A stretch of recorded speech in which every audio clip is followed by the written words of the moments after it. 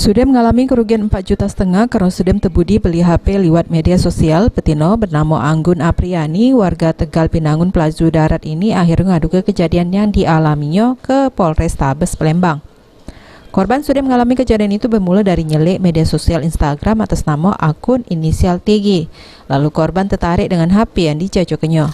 Sehingga korban komunikasi sama pemilik akun terus transfer duit ke rekening pemilik akun.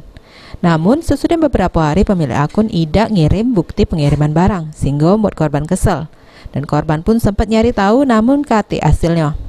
Atas hal itu korban pun menempuh jalur hukum dengan ngadu ke polisi. Media sosial Instagram. Pas kita ketahui berapa lama itu pengiriman? Kemarin hari ini langsung aku laporin. Kita baru tahu cepatnya.